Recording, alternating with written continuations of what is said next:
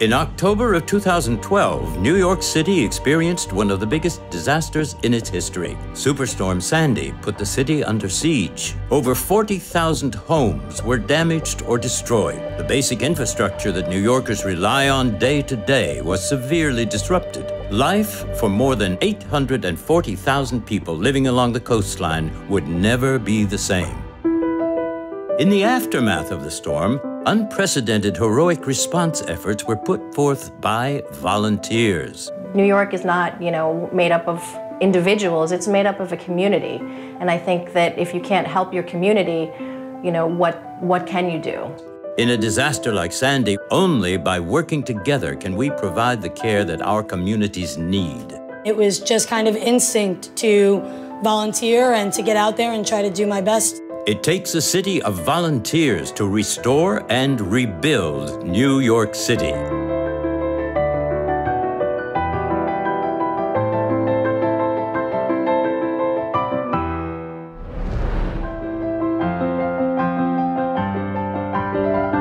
It is important to have the relief supplies station areas that it will be affected before any catastrophe like Sandy arrives.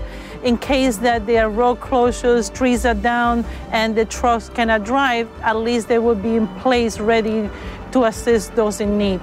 It's important to knock on the doors, to check on people prior to a hurricane or an event. We call them wellness checks. How many people are in the house? Are they okay?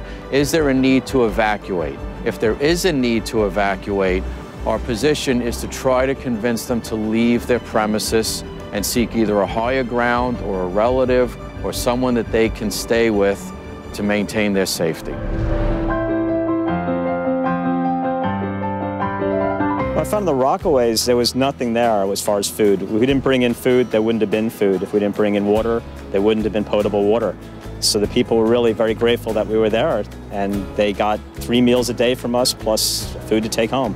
It's important to have medical personnel at the shelters during disasters, including Sandy, because inevitably you're going to have people who are going to have medical problems, including people needing their chronic daily medications, so their blood pressure is going to go up, and you need somebody to monitor that and to, try and locate medication in order to treat them.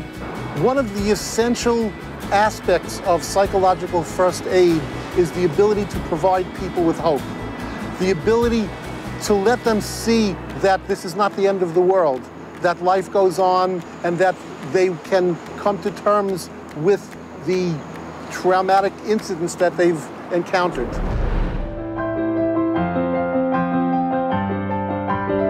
By looking at the overall picture, seeing where the disaster is, what needs to be done, we've actually been really good at it by doing projects in advance and trying to put a quota as far as how many volunteers we need per project. So if we actually get more, we will shift them to other projects, and by having multiple projects at all times, we actually get to utilize the best that any volunteer has to offer to us and get the job done. So in the initial aftermath of a storm like this, a lot of volunteers will respond for relief efforts, delivering food, necessary supplies.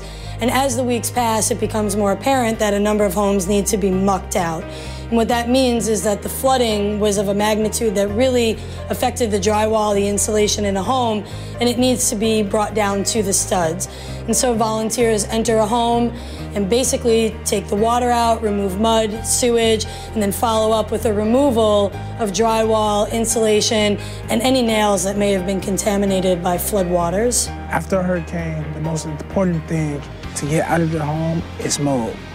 Because of something like this, you can lose your hair, your vision, your immune system, and be sick. For a family who has kids and they have asthma and other illnesses like that, you can actually set their asthma off even worse than what it was.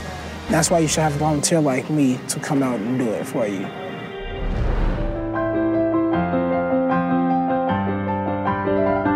Volunteering is a very important part of my life.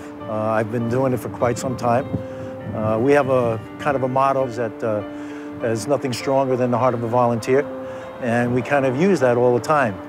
to be able to help somebody else has got to be the biggest reward that we could ask for as volunteers. Well, the thing about volunteering is I always get more out of it than I give, which continues to shock me because I volunteer virtually every day of the year, and at the same time, I feel more fulfilled from it than exhausted, which is surprising. New York City is a really great city, and it's when a disaster strikes is when you see the real heart and soul of people who live here, people helping other people, and I would never want to be anywhere else in a crisis. As all volunteers know, the key to happiness is helping other people.